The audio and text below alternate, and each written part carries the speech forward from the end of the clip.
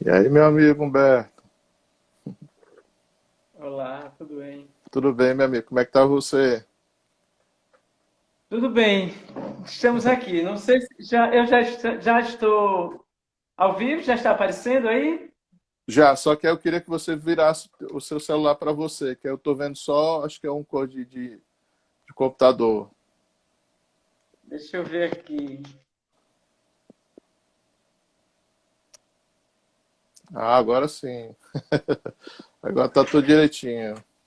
Eu tentei colocar ele assim deitado, mas parece que não dá certo. É só em pé, não é? É, exatamente, aham. Só dá certo assim, né? Dessa forma. Isso. Ok. Então, Que é a- isso aí. É um prazer estar por aqui, uma satisfação não, reencontrá-lo, ainda que virtualmente, né? o prazer é meu amigo. Você é um grande mestre na vida e nos estudos que eu carrego com carinho e lembro sempre dos seus ensinamentos, viu? Muito obrigado. Imagina. E aí, meu amigo, deixa Satisfação. eu só fazer uma rápida apresentação sua para a gente começar a nossa conversa, que tem muita gente interessada, né, na sua construção, tanto teórica e principalmente também como poeta e como romancista também, né? Então, meu querido mestre e amigo, professor Humberto Araújo, ele possui graduação em letras pela UFRN, mestrado em teoria e história literária pela Unicamp, né? Doutorado pela Universidade Federal da Paraíba e estágio de pós-doutorado em teoria literária e literatura comparada pela USP. É professor aposentado hoje, né, meu amigo? Professor titular da Sim. UFRN, né? Tem experiência na área de letras, com ênfase em literatura comparada, literatura brasileira, crítica literária e história literária, atuando principalmente nos seguintes temas: moderna literatura brasileira, regionalismo, correspondência, literatura e ensino, com ênfase no estudo da literatura local e regional, né? Então, mais uma vez, agradeço aqui a presença sua, né? E dizer que a minha imensa satisfação para mim, para o Anderson, para o André também, né? Mandar um abraço para você, né? São Ah, pessoas obrigado. assim, que passaram pela sua vida e que você plantou uma sementinha de qualidade e de muitos aprendizados significativos. E aí, meu amigo, eu começo perguntando para você uma coisa que todo mundo geralmente faz essa tradicional pergunta: como é que se deu o seu processo de aproximação com a literatura, né? Como foram os seus primeiros passos e o que foi que despertou você para esse universo literário? Certo. Eu estava aqui ajeitando o celular para ver se pegava uma posição melhor, mas acho que tá bom assim, não é? Porque eu Tá, tá. sempre faço pelo computador e no Instagram tem que ser celular mesmo, né? Mas dá Uhum. certo, né? Isso, uhum. Então, é isso. A sua pergunta inicial, né? Sobre como é que se deu essa aproximação com a literatura, né? Com esse universo que a gente gosta tanto. Eu acho que, de um modo geral, foi mais ou menos parecido com todo mundo, assim, né? Todo mundo que eu digo, as pessoas que não são de uma elite, vamos dizer, uma pessoa comum, né? Que em casa não tem universo literário, né? Os pais eram pessoas muito simples, meus pais, mais ligados ao campo, inclusive. E depois a minha aproximação com a literatura, de fato, ela, vamos dizer assim, a consciência dessa aproximação, a consciência da literatura, ela se deu na faculdade, no curso de letras, porque no ensino médio a gente sempre tem uma aproximação com a literatura, mas pelo menos na minha formação como aluno de ensino médio era uma visão muito panorâmica a partir do livro didático, sem muita especificação.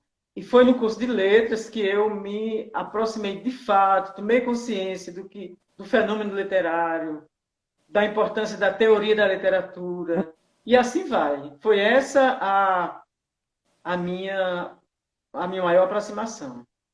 É ótimo. Porque é como você falou, né? Infelizmente o ensino médio às vezes peca muito por isso, porque não desperta jovens leitores não, digamos assim, não valoriza a literatura como deveria, né? Acaba sendo uma coisa muito didática e às vezes muito baseada em informações e escolas, né? Arcadismo, parnasianismo e tudo. E o mais prazeroso, que é a leitura da produção literária, às vezes até deixado de lado e acaba até dificultando e despertar de outras pessoas também, né, meu amigo? De um modo geral, a gente pode dizer isso, embora existam exceções, né? Uhum, Assim, a gente não pode dizer que não existem professores que fazem um bom trabalho, né? E que conquistam muitas pessoas no ensino médio e no ensino fundamental também. Existe, é claro, né? uhum, Mas, assim, grosso modo, a gente verifica isso e a nossa experiência é essa. Eu acho que muita gente tem essa experiência, né? Ou a pessoa se aproximou porque a família tinha livros em casa, porque os pais eram letrados, né? uhum, Ou por amigos, ou pela escola, de algum modo. Mas a escola, ela, vamos dizer que historicamente é problemática nesse sentido. Então, para mim, foi a escola, mas a escola superior. O curso de letras, para mim, realmente funcionou como esse lugar de aproximação, de vivência, o lugar em que eu me descobri como uma pessoa que vive de literatura. Foi no curso de letras, na Universidade Federal do Rio Grande do Norte mesmo. ótimo.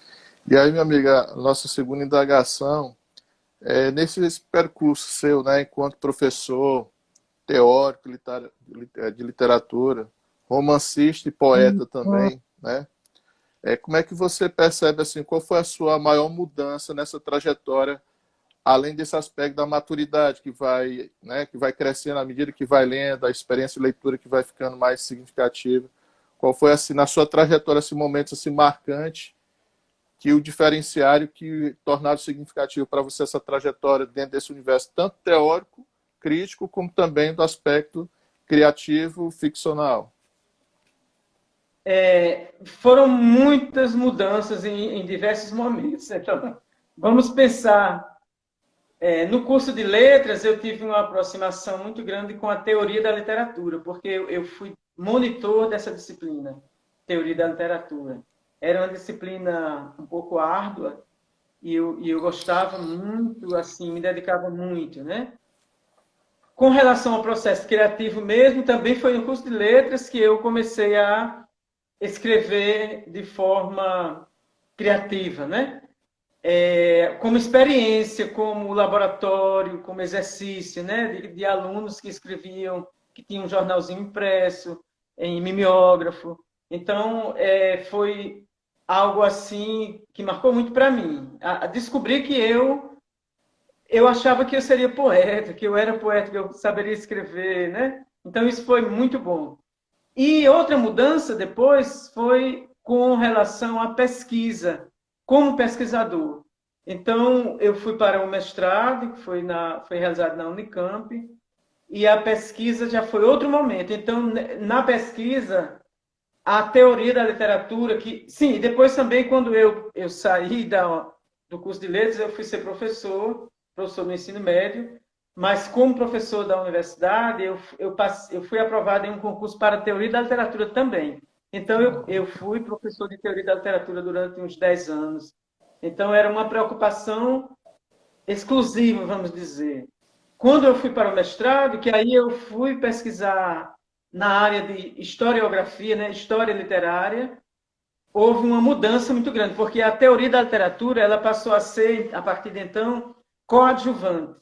Né? Ela fornecia as bases, né, para a leitura e interpretação do texto, mas a pesquisa mudou o rumo da minha trajetória aí, porque entraram outros elementos mais ligados à história mesmo, à sociologia, porque, como você sabe, eu fui estudar o modernismo no Rio Grande do Norte, né? E depois houve um desdobramento. Então,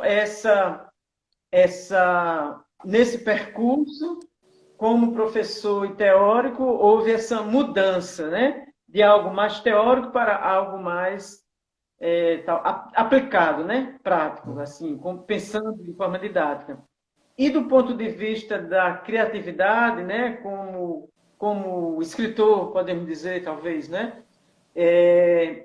Essa foi uma grande luta que levou a minha vida inteira. Assim, eu querendo escrever e às vezes sem tempo para escrever. Então eu escrevi para jornais, para revistas locais, né? Jornais locais, sempre pensando em fazer literatura e nunca pude concretizar assim um livro, né? Só depois da minha aposentadoria é que eu consegui publicar um romance e depois mais 2 livros de poesia, porque eu acho que aí eu consegui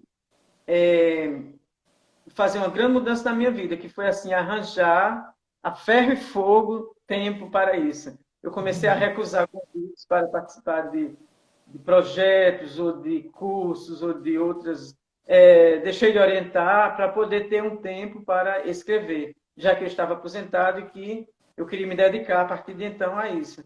Então foi uma outra mudança, né? Foi algo muito significativo para mim, a aproximação com a escrita criativa mesmo. O que é interessante, Humberto, é que como você falou, né? Porque até o Anderson, que está aqui também presente na live, né? A gente até Anderson, muito bem, que bom. a gente admira muito esse posicionamento seu, que quando chegou a época, não é que você deixou a literatura de lado, você passou a se dedicar a uma outra forma de produção literária, ou seja, deixando um pouco de lado a questão da pesquisa, assim, no sentido formal, acadêmico, né? Para se dedicar mesmo à produção escrita. E assim, foi um ato, honestamente, exemplar para a gente, porque poucas pessoas são capazes de renunciar a isso, ainda mais quando estão no auge, como você estava na época, assim, em termos de titularidade, questão acadêmica e tudo. E, honestamente, é um exemplo que nos inspira, a mim e a outras pessoas também, né? E aí, meu amigo, em E relação ao... assim, eu ainda só complementando um pouco assim, eu admiro quem consegue, porque há pessoas que conseguem realmente, né? Você pensa assim, uma pessoa como Silviano Santiago, ele consegue ser teórico e escrever e fazer literatura, ele tem uma energia certamente muito grande, né? Pessoas como ele e outros, são muitas pessoas que conseguem ser ao mesmo tempo essas, né? Ter essa multi, né? São pessoas multifacetadas e eu tenho uma dificuldade muito grande para concentração, assim, para me dedicar, principalmente pensando quando eu fui fazer o romance, né? Eu pensava que eu teria que parar para poder, eu não conseguia realmente. Ah, desculpe, pra... eu interrompi. Não, não, Pode... não, mas é interessante isso, né? Porque como até a Cássia está colocando aqui, a Cássia Matos, né? O professor Humberto sempre ativo, disponível, poético e professor, né? E eu, e eu concordo plenamente com ela, né? E aí, Humberto, até me lembrando aqui um pouco também do seu trabalho como pesquisador, que você se dedicou e produziu trabalhos teóricos muito significativos, né, em relação ao modernismo, né? E aí eu faço a indagação a você, em relação ao seu trabalho teórico sobre o modernismo no Rio Grande do Norte, né? Qual ponto você destacaria de mais interessante e necessita ser mais estudado? É, é meio difícil isso aí, tá? Responder. Responder de maneira tão curta, eu entendo. É porque foram várias vertentes. Então vamos pensar, eu vou aqui colocar a primeira vertente, que diz respeito à história da literatura de fato, né? Quer dizer, o modernismo no Rio Grande do Norte, como uma repercussão do modernismo nacional e, ao mesmo tempo, como uma coisa com vida própria que surgiu aqui mesmo também, no Rio Grande do Norte, né? Por outras vias, que não necessariamente a via paulista, mas também com relação muito grande e forte com São Paulo. Então, nesse sentido aí, o papel de Câmara Cascudo foi muito importante, porque ele tinha leitura que vinha além da questão paulista, como Gilberto Freire tinha em Pernambuco, né? Gilberto Freire que tinha ido para o exterior, conheceu o modernismo lá fora, e Cascudo conhecia por leituras, né? Porque ele acompanhava o movimento todo. Mas aí, e a questão de São Paulo foi muito forte para o Brasil inteiro. Então, esses elementos aí, eles não estão de todo concluídos. Quer dizer, é algo que ainda merece ser estudado, porque sempre aparece alguma faceta, né? Por exemplo, o imbricamento do regionalismo com o modernismo aqui no Nordeste, no Rio Grande do Norte, né? É algo que ainda rende estudos, porque são interpretações, né? São processos. Por exemplo, quando eu fiz o meu trabalho, depois outras pessoas de outras áreas, por exemplo, de história, estudaram esse elemento também, né? Essa presença do modernismo aqui, já com outro olhar e não o especificamente literário. Essa é uma vertente. A outra vertente é o estudo da poesia de Jorge Fernandes, né? Que foi o poeta que eu estudei. Então, esse poeta, eu continuo estudando. Assim, neste momento, eu estou com um projeto informal. Não é que é informal, não. É formal, mas ele não está institucionalizado da minha parte. Está institucionalizado da parte de um colega meu, que é o professor João Maria Falhano, que está comigo elaborando uma edição crítica do livro de poemas de Jorge Fernandes. Foi um livro publicado em 1927 e nós estamos fazendo a edição crítica para lançar até 1922, que é quando fará os 100 anos da Semana da Arte Moderna.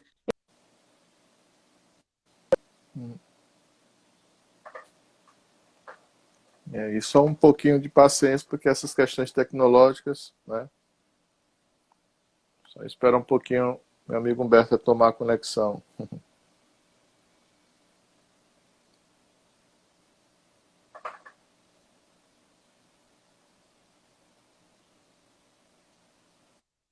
Sempre surge algum aspecto, né? E, finalmente, um terceiro aspecto ainda que eu penso é a participação de Câmara Cascudo em tudo isso. Como divulgador, como poeta, como crítico naquele momento, né? Voltado para aquela época. Então, é um terceiro elemento. Aí, a história da literatura, o texto literário e o agente literário, que era, no caso, Câmara Cascudo, isso falando do Rio Grande do Norte, é claro. E ainda outras pessoas, naquele momento, que eram, talvez, secundários, coadjuvantes, né? E que certamente serão estudados ainda. Então, há um campo aberto aí, nesse sentido.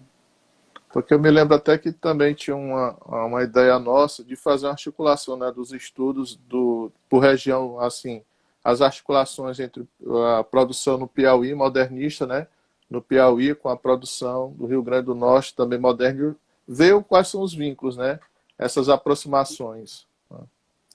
Ou seja, é um campo vasto para ser estudado.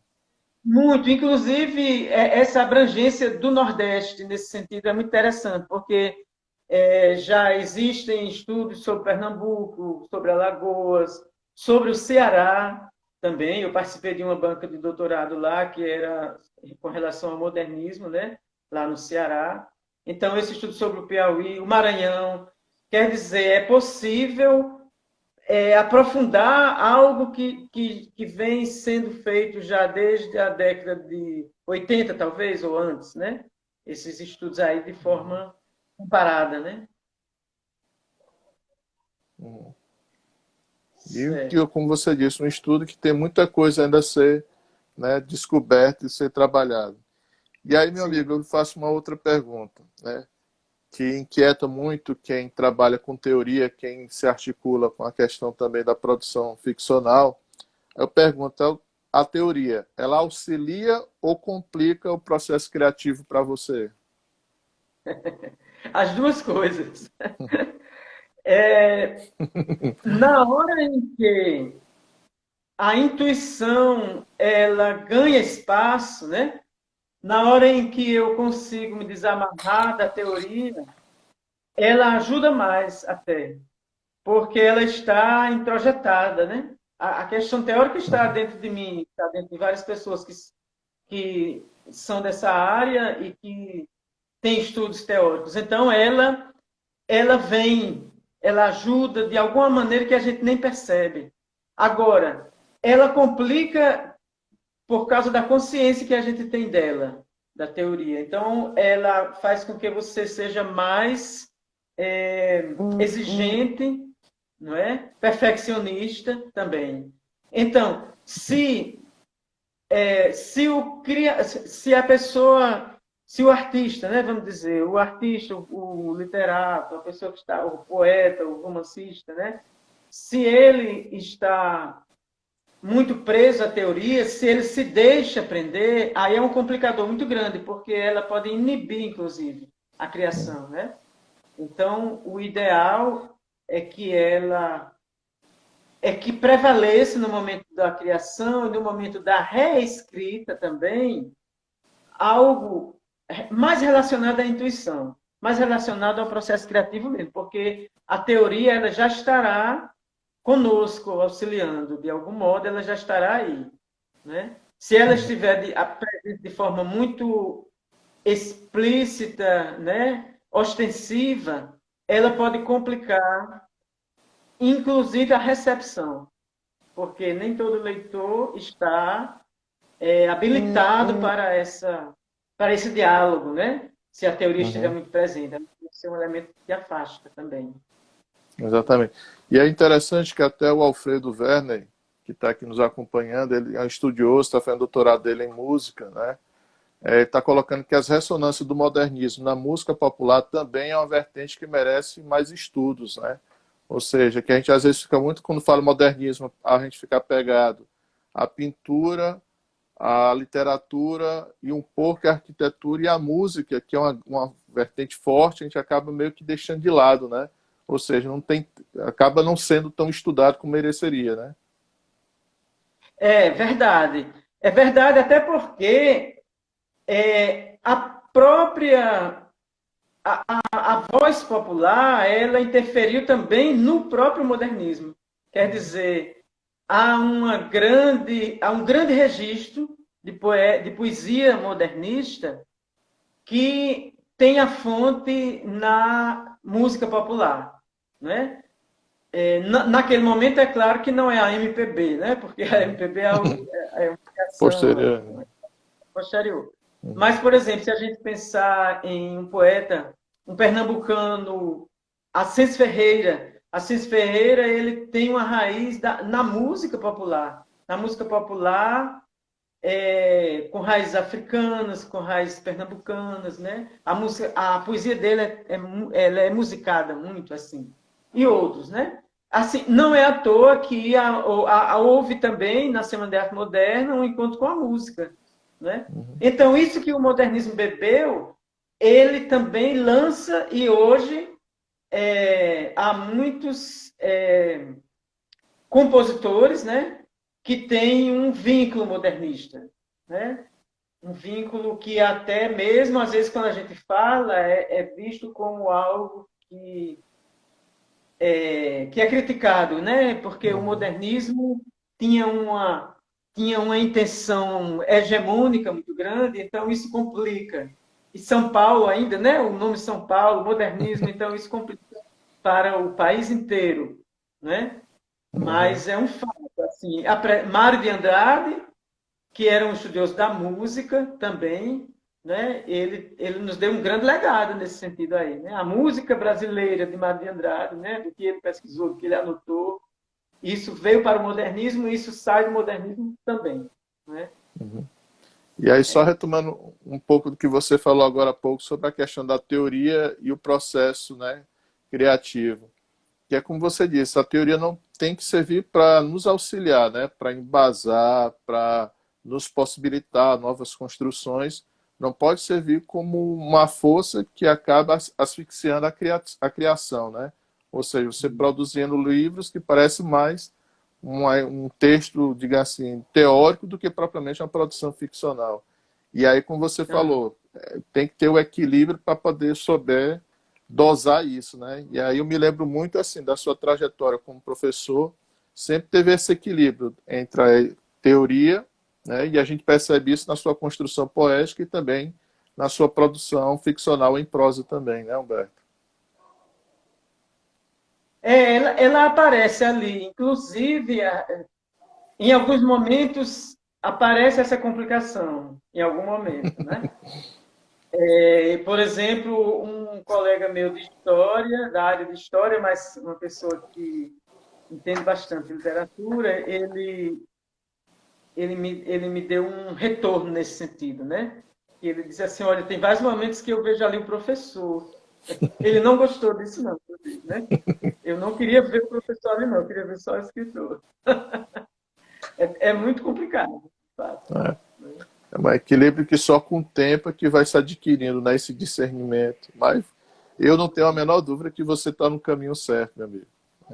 E aí, Que bom, Humberto, uma tomara. outra coisa que eu queria indagar a você, que entre os autores nordestinos contemporâneos, né, porque você, eu sei que é um profundo conhecedor, tanto não só de teórico, mas principalmente de produção literária de grandes autores aqui do Nordeste. E aí eu pergunto, esses autores, né, nordestinos contemporâneos, quem é que você destacaria? E até a tradicional complemento da pergunta, por quê? Né? Eu vou assim fazer o destaque, mas isso não significa dizer que a omissão de alguns nomes, né, seja proposital ou não, porque a gente tem pouco tempo e não podemos dar um curso assim de repente também não, né? E ao mesmo Exatamente. tempo não lê tudo, né? Assim, tem coisas que a gente compra e a gente não lê porque não dá tempo de ler. Então eu só vou citar aqui alguns que já são mais conhecidos mesmo, que a gente, eu acho que a grande maioria talvez já conheceu, por exemplo, o nome de Francisco Dantas, que é um sergipano, Uhum, né? Francisco Dantas é de Sergipe e ele já publicou vários romances e eu achei muito interessante. Eu estou citando até porque eu orientei tese sobre ele, né? Então, ele tem uma coisa muito interessante que é uma preocupação com a escrita. Quer dizer, ele publica um assunto que é regional, né? Mas ele é um leitor dos grandes autores nordestinos. Por exemplo, ele é um leitor de José Lins do Rego. Então, ele aprendeu com a escrita de José Lins do Rego muita coisa, né? Ele é leitor de Graciliano Ramos e é leitor do nosso grande autor, que não é nordestino, mas que fala de um sertão grande, né? Que é Guimarães Rosa. uhum. Então, para mim, Francisco Dantas é muito interessante como escritor, porque ele é um escritor que escreve sem pressa e ele não demonstra um interesse muito grande pelo mercado, inclusive, né? Ele escreve, ele escreve e sem essa preocupação. Então, eu gosto muito dele. Outro nome que é bastante conhecido também é o Ronaldo Corrêa de Brito, né? Uhum. Que é um autor nordestino contemporâneo que tem publicado, não parou de publicar, né? Está sempre publicando, tem publicações recentes. Citaria mais um pernambucano, ou mais de um, né? Raimundo Carreiro, Cara, também, né? Marcelino Freire, né? Que já é outra vertente, né? Marcelino Freire ele já tem outro registro literário diferente de Ronaldo Corrêa de Brito ou de... Aliás, né? O próprio Ronaldo já é diferente de Francisco Dantas, né? São estilos diferentes e temáticas diferentes, embora todos eles tenham algo em comum, essa coisa do Nordeste, como assunto de base, né? Então eu vou citar apenas esses aí, não significa que não tenha outros autores locais, né? Autores locais aqui do Rio Grande do Norte, da Paraíba, daí do Piauí, né? Às vezes esses autores não são conhecidos fora do seu contexto, né? A obra deles circula apenas localmente e aí eles não são conhecidos lá fora, né? Nacionalmente e nem mesmo dentro da própria região. Acontece muito isso, né? Mas esses aí, que eu citei são conhecidos no Brasil inteiro, né, também. Por isso que eu citei, talvez, né? porque são grandes nomes e grandes escritores que, assim, que produzem uma prosa que, digamos assim, que não é a mera imitação do romance de trinca, né? Eles têm uma voz própria, têm um diálogo próprio, tem as questões regionais, digamos assim, do Nordeste também, diluído nas suas obras, né? Tanto Raimundo Carreiro como Ronaldo Corrêa de Brito e Francisco Dantas, para mim, é aquele escritor que, digamos assim, que é o mais diferenciado de todos, porque ele é, como você mencionou, é um baita escritor que escreve sem pressa. Então, quem tiver pressa para ler Francisco Dantas não vai saborear a produção literária dele como deveria, né? Então, e você citou uma coisa muito interessante aí, que foi o Romance de 30, né? Quer dizer, o Romance de 30 ele foi tão forte que ele serve de comparação, né? De parâmetro. Então, a gente pensa o Romance de 30 assim, essa pessoa não é um bom escritor não, porque ele imita o pior que teve ali em 30. Ou não, ele é um grande escritor, porque ele superou 30. Né? Então, 30 é fundamental para a gente compreender tudo isso aí, porque houve uma grande mudança. Né? A gente pensa, os nomes de Zé Lins do Rego, Raquel de Queiroz, Graciliano Ramos, Jorge Amado, né? Uhum. Para citar esses que são mais conhecidos, eles de fato fizeram uma grande transformação na nossa literatura. Né? Dentro do Nordeste. Né? E sobretudo no modo de escrever, de escrita. Então, foi tão forte que até hoje a gente pega essa comparação aí, né? Então, esses escritores, todos que nós falamos aqui, eles têm algo a ver com 30 e tem a superação, né? Eles já escrevem numa outra passagem, né? Vamos dizer. Eles deram um salto. Vamos pensar assim. O que não invalida, inclusive, os grandes autores de lá, de maneira alguma. Até porque, como você mencionou, né, é um processo natural que aconteceu com os escritores contemporâneos com relação aos escritores regionalistas de 1930, né, é a questão que a gente pode chamar de emulação, né?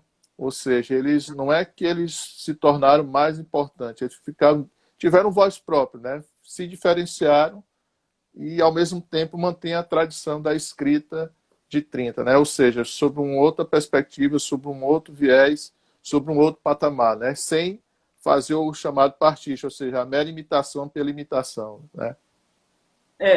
Isso. Eu acho que o grande problema, inclusive, era esse. Como é que eu vou escrever? Como é que eu vou representar o homem? Como é que eu vou representar esses personagens? Esses personagens vão falar. Como é que eu vou falar? Eu sou letrado. E às vezes as pessoas não têm letramento. Esse foi o grande problema para Graciliano Ramos, né? Como é que eu vou dar voz em Vidas Secas àquelas personagens, se eu sou tão distante delas, né? Então isso foi um grande problema para Graciliano Ramos, né? Em Vidas Secas, como expressar, como dar expressão às personagens. Era um problema de linguagem isso. É um problema de linguagem, né? Que permanece, inclusive, né? Vez por outra, a gente tem um estreante, né? Um escritor que começa a imitar o sertanejo, o homem do interior, o matuto, né? Começa a transcrever foneticamente a fala dessas pessoas. É como se esses escritores que fazem isso não tivessem lido o Romance de 30, porque o Romance de 30 passou por isso e superou isso, não é? Exatamente. Porque, inclusive, até a próxima pergunta é sobre essa questão assim. Como você analisa essa eterna dicotomia entre produção regionalista e produção nacional, né? Que tanto marca a nossa tradição literária, né? Como é que você encara essa eterna dicotomia, digamos assim? Eu acho assim que nós temos aí uma questão que diz respeito primeiro, a desigualdade, né? Há uma desigualdade muito grande entre regiões, uma desigualdade grande, é tanto que a gente tem regiões que elas estão não necessariamente abrangendo estados, né? Por exemplo, o Rio Grande do Sul é quase que uma região, quer dizer, é um estado, mas é uma região Rio Grande do Sul, né? O Nordeste aqui abrange vários estados, né? Mas quando a gente vai para o sul do país, aí complica muito falar em região, porque São Paulo, quase ninguém coloca São Paulo como uma região. Uhum. E a capital, então, já é. Então, é um problema de desigualdade social, por um lado. Por outro lado, diz respeito à extensão territorial, que é muito grande, né? O país é grande demais e é novo. Olha, 500 anos não é nada, viu? Então, a gente é novo ainda. Isso diz respeito a tudo, né? A política, tudo. Então, a gente está ainda com falta de experiência de muitas coisas. Então, o regionalismo, a produção regionalista, ela está enraizada na nossa formação. Porque a formação do Brasil, ela se deu de maneira muito específica em determinados lugares. Então, a formação que ocorreu no Nordeste, a formação que ocorreu no sul do país, a formação que aconteceu no Centro-Sul, a formação que aconteceu na Amazônia. E isso aí, devido ao isolamento inicial entre essas regiões, isso gerou o regionalismo do ponto de vista não só literário, é do ponto de vista social, econômico, né, político. E, claro, o governo central, sempre localizado em um determinado lugar, tanto na época da colônia, quanto na República, quanto hoje. Então, o lugar onde tem um poder econômico maior, ele não é visto como uma região. Quer dizer, aquilo que é publicado no centro, no que é considerado centro, não é considerado regional, né? Uhum. E isso é uma tensão muito grande, é um drama, eu acho, até, para os escritores que fazem regionalismo, que não querem fazer, que terminam fazendo sem saber o que estão fazendo às vezes. Aí o termo virou algo estereotipado, né? Uhum. Virou algo estereotipado, e muitos escritores até rejeitam esse termo, porque ele é estereotipado. Então, o regionalismo é sinônimo de falta de perspectiva crítica, é sinônimo de circulação restrita, né, de livros, é sinônimo também de um olhar turista, exótico, é sinônimo de tudo isso aí. Uhum. Então, a produção, essa dicotomia, ela está marcada por isso, entre o que é nacional e o que é regional. Mas, por causa disso, às vezes a gente esquece de identificar no nacional esses problemas que estão lá no regional. Né? E a gente fica cego para ver, às vezes, também as qualidades das produções regionais, porque a gente já entra de forma preconceituosa nelas. Né? Eu acho que Guimarães Rosa não tinha preconceito com isso, tenho a impressão. Porque ele leu tudo isso, e aí ele faz uma grande obra a partir das leituras que ele tinha do regional. Né? Isso é maravilhoso, né? Mesmo. Porque é interessante, aí eu me lembro aquele texto famoso Machado de Assis, né? Instinto de nacionalidade. Porque o Machado de Assis já, digamos assim, de maneira grosseira, já colocava em xeque essa questão de você dizer, é literatura local, é literatura nacional, ou seja, é uma discussão meio que, digamos assim, estéril, né? Porque na realidade é mais para você se sobrepor hegemonicamente do ponto de vista, como você mencionou, do ponto de vista econômico, do que propriamente do ponto de vista cultural, né? Porque um país da dimensão como o nosso não tinha como ter uma unidade e até mesmo uma exclusividade, só um único perfil, né? Ou seja, só aquele perfil que se adequa para se chamar nacional. Ou seja, no fundo, é aquela velha coisa, todos somos regionalistas e todos somos nacionais, né? Em resumo. E outra coisa interessante é que, no que diz respeito ao romance, por exemplo, né? Uhum. Ora, o romance, ele é um gênero, historicamente é urbano, porque o romance surge com o capitalismo, né? Com a burguesia. A burguesia é urbana. Uhum. Então, quando acontece de forma homogênea, ninguém nem pensa, nem... O problema não é a heterogeneidade, mas quando acontece um processo de forma homogênea e que ele tem êxito, ninguém nem pensa em questões regionais. Então, vamos dar um exemplo aqui de Machado de Assis. Ora, Machado de Assis faz o romance dele urbano, na, na capital do país, na cidade do Rio de Janeiro. Então, aquele universo ali que ele estava escrito, né, tinha uma certa homogeneidade, né? Claro que não, no Brasil a gente nunca pode falar disso, né? Mas tinha.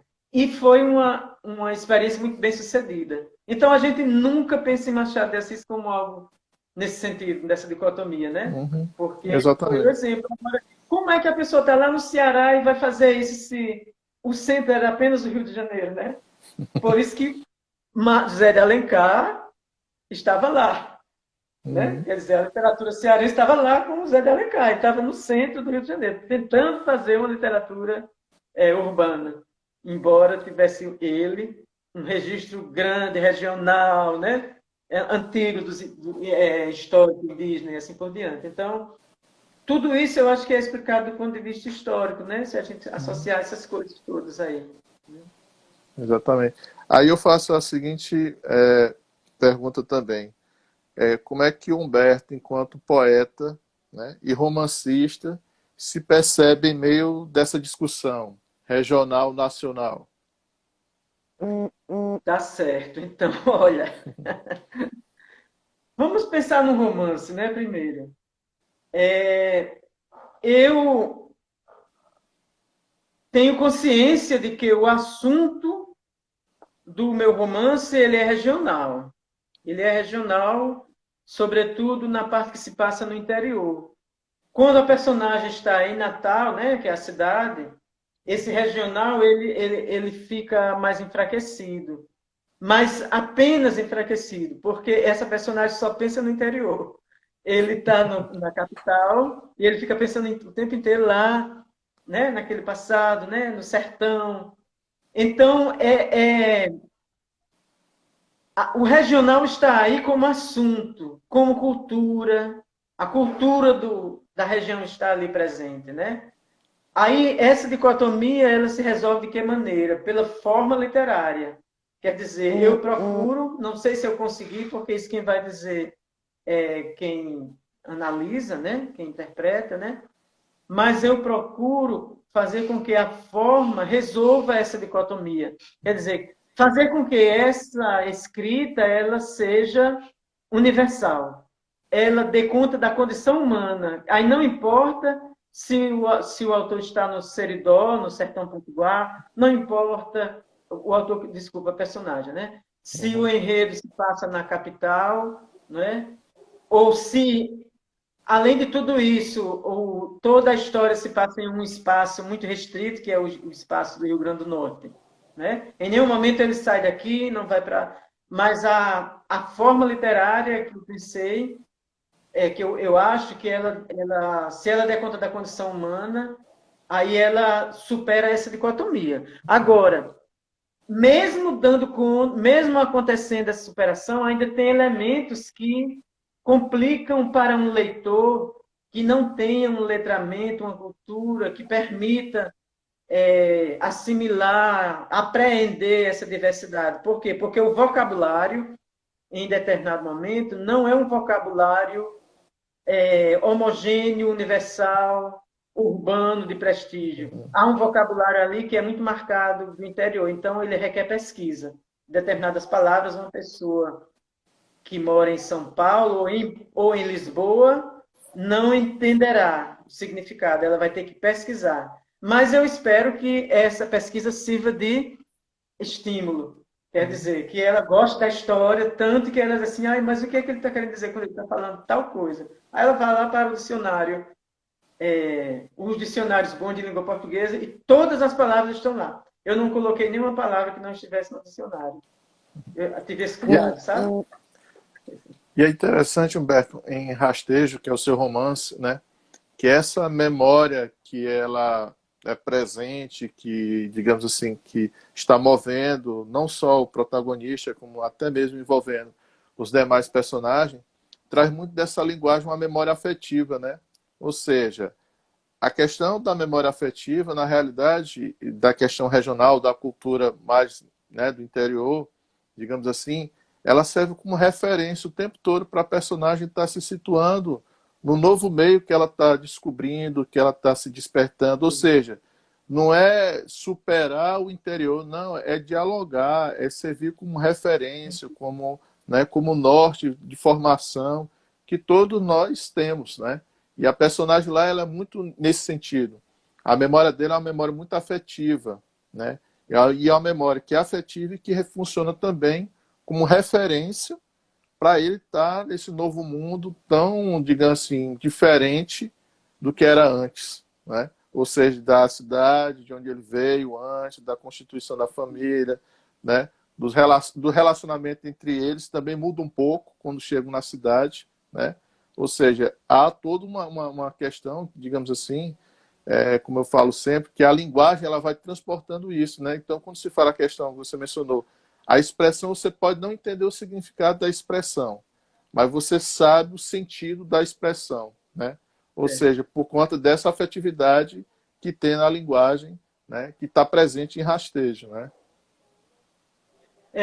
Então, o vocabulário, a linguagem, é a identidade da personagem, né? Ele Uhum, precisa se expressar daquela forma para ele ter identidade, para ele não se perder, né?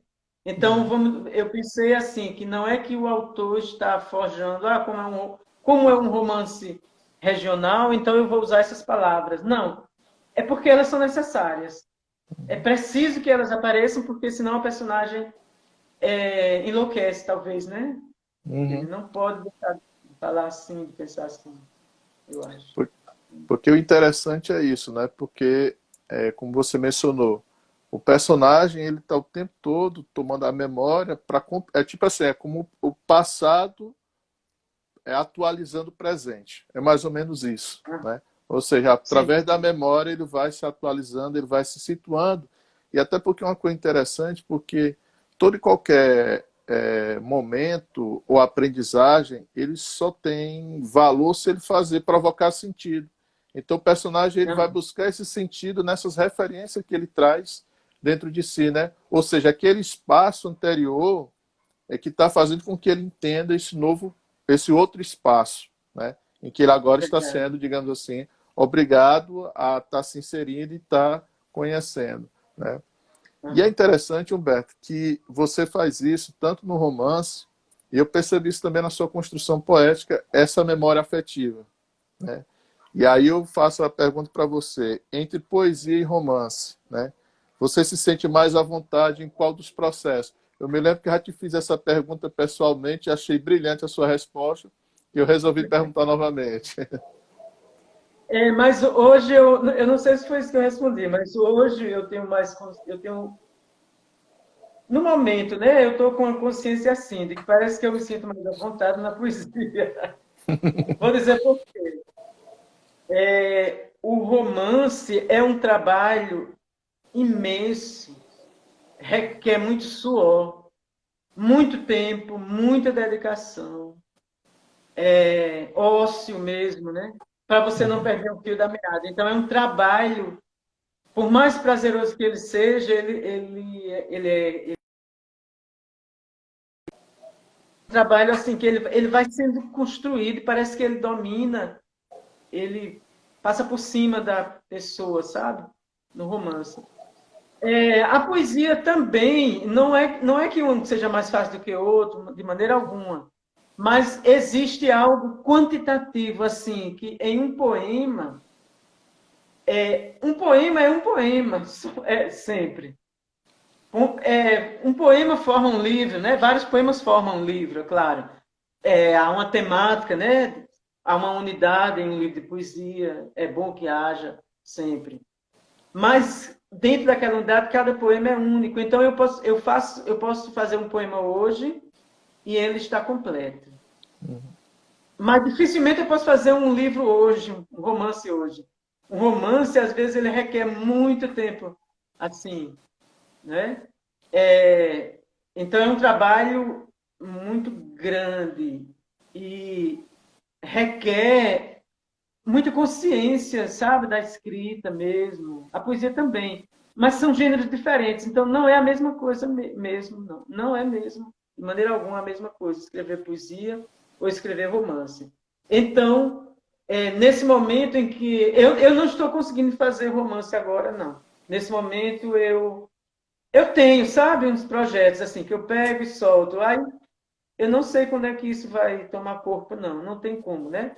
Mas poemas, eu consigo fazer um poema, aí guardo, tal. Então, depois eu vou compor um livro. Mas É, são processos muito diferentes, realmente. inclusive, eu quero parabenizar você, que até mandei isso por escrito, né? E divulga aqui a leitura, a declamação do poema que você fez. Poxa, fantástica, Ah, né? E que eu fazia tempo que eu é não uma vi uma releitura declamação. de um poeta local, aqui, ó, Toniel Menezes, que tem a música. A música dele, o poema dele foi musicado e o hino oficial da cidade do Natal, Praeira, né, que é Serenata do Pescador. Então, eu ouvi outro dia esse poema e me emocionei bastante, e aí eu tentei fiz um poema tomando ele como guia, né, fazendo a releitura, e depois eu pensei assim, eu acho que é bom falar, declamar, né? Aí eu fiz aquele exercício. Então é um exercício aquilo ali.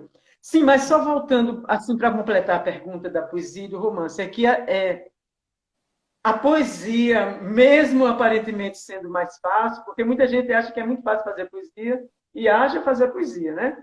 Não é bem assim. Mas a poesia, ela é tão abrangente, ela é tão profunda, que ela está dentro da prosa, quer dizer, ela está dentro da narrativa. Então, em vários momentos ali de rastejo, eu sinto que eu queria fazer poesia ali. Argueirinha, que é o livro de poesia, ele retoma temas de rastejo. É como se a poesia estivesse ali e dissesse assim: eu quero ser um poema. Eu quero ser um poema. E saíram poemas que estão ali dentro, né? Eles estão ali dentro também, de algum modo. E a gente vê isso em outros. Guimarães Rosa é poeta, né? Uhum. Quer dizer, ele fez aquele romance de uma maneira espetacular. Deu um trabalho muito grande, certamente, para ele. Muito, ele suou muito, porque não é difícil alguém fazer aquilo, né?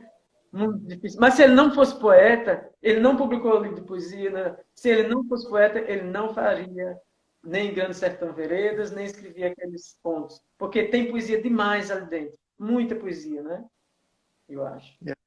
Inclusive, eu aproveito para perguntar para você como é que foi o processo, né, de construção de A Guerrinha, que foi seu livro poético, né? Ah, sim, então esse livro, Argueirinha, ele levou muito tempo para ser escrito, porque são poemas que eu ia fazendo ao longo. Por exemplo, quando eu estava fazendo o romance, vez por outra eu fazia um poema, ou já estava guardado antes, né? E eu pensava em publicar alguma coisa, mas nunca, né? E aí eu me lembro que aconteceu assim, naquele momento eu vi que tinha um concurso literário na Federal de Goiás. E eu pensei, olha, o romance, eu vou mandar o romance. Aí depois eu pensei, o romance já estava com a editora, já estava em processo de diagramação, né? Aí eu pensei, bom, se eu mandar, vai ver que esse romance ganha. Aí ele deixa de ser inédito. Não posso, né? Fiquei com raiva porque eu queria concorrer a um romance. Porque eu já tinha, veja só, o romance, não rastejo, né? Mas a base da história, o enredo, tudo. Eu já tinha concorrido no concurso literário e ganhei menção honrosa. Isso foi, acho que em 96, há muitos anos. Ele foi menção honrosa do prêmio literário da prefeitura aqui de Natal. Né? Fui premiado com menção honrosa em um romance que não era esse. O título do romance era As Andorinhas do Bico da Arara. Era esse o título do romance. Mas era Meu, essa história, a mesma história. Só que estava uma maluquice, né? Eu refiz muitas vezes a ordem do capítulo, ponto de vista que estava em primeira pessoa, mudei para a terceira, então fui mudando, tal. Até depois eu mandei uma outra versão para um concurso que houve em Minas Gerais, né? Não, nem notícia, nada.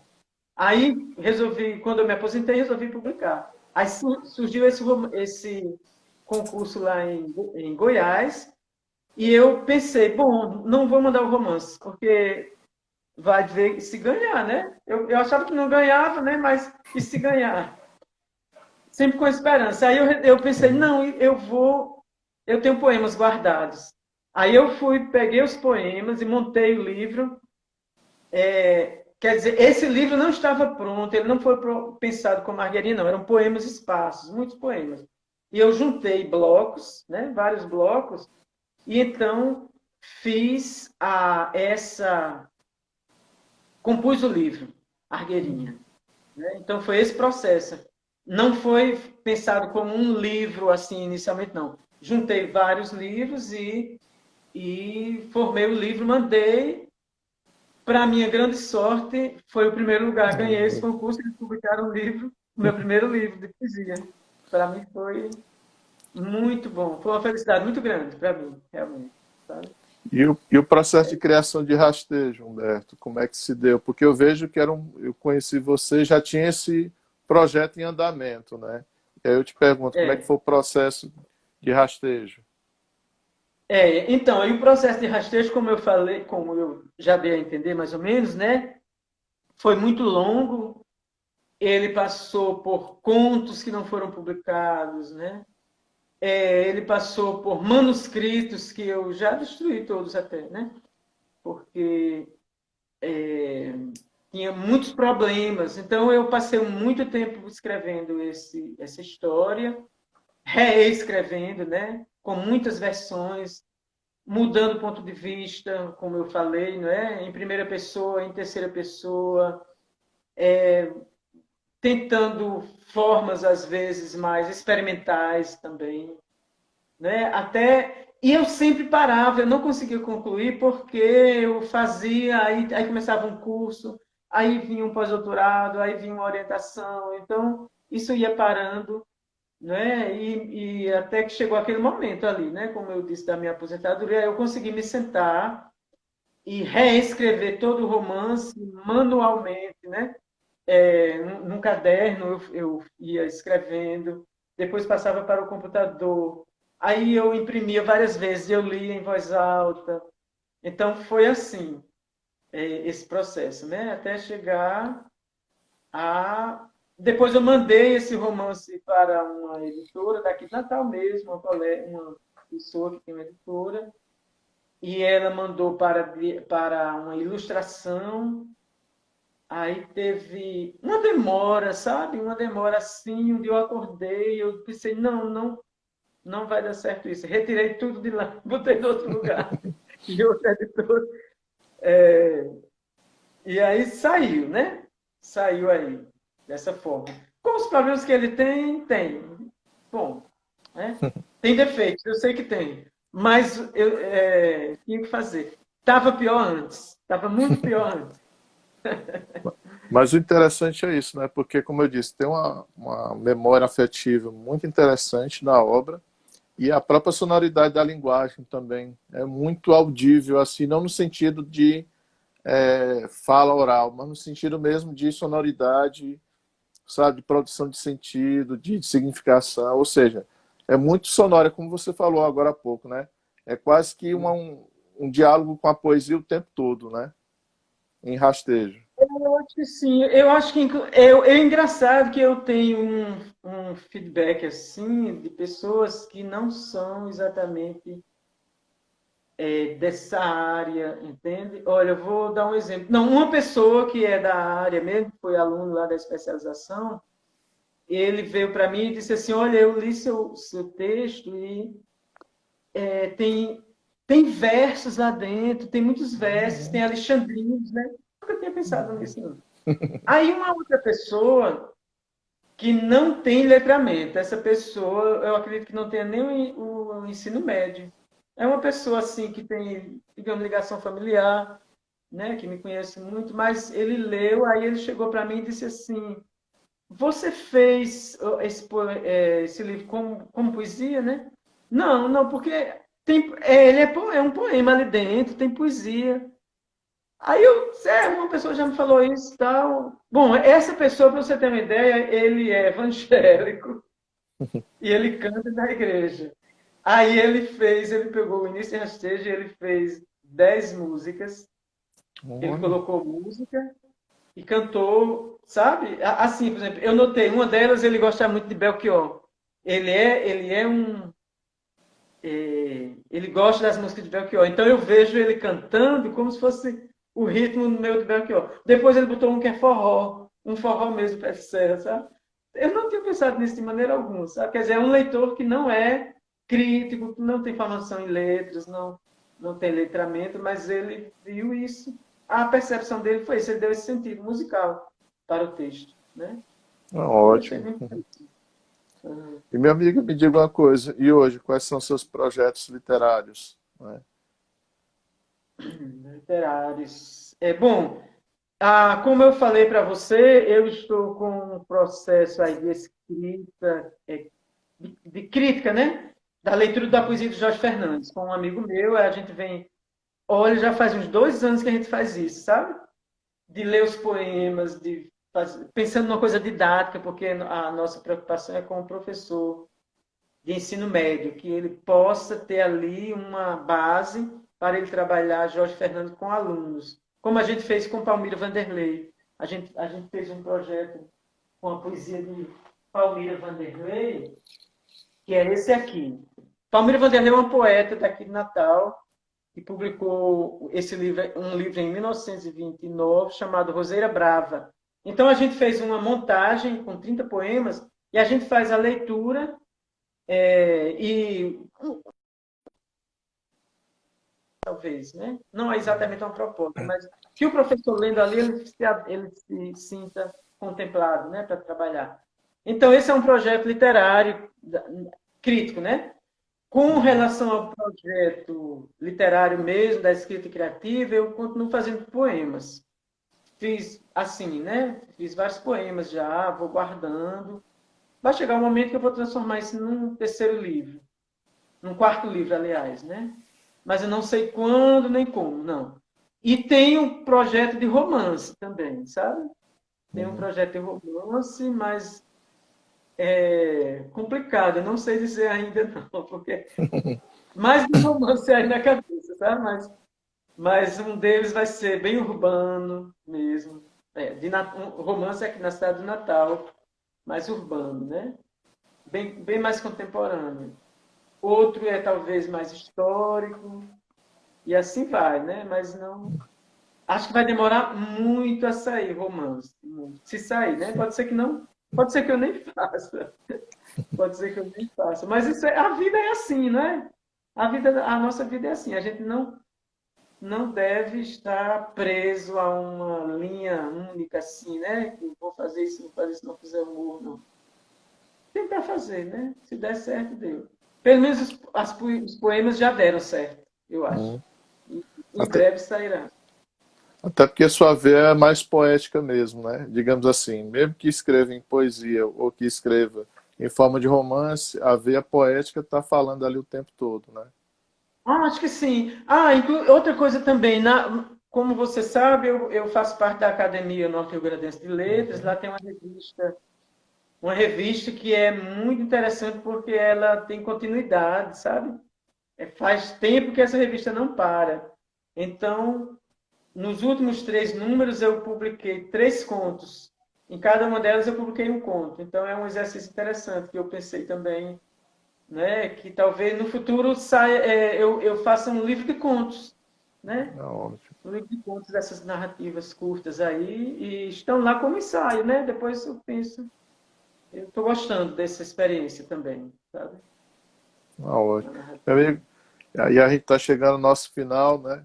E aí eu deixo mais uma vez agradecer imensamente pela sua presença, pela grande aula que nos foi dada, pelos grandes ensinamentos, tanto do ponto de vista teórico como também do ponto de vista ficcional também.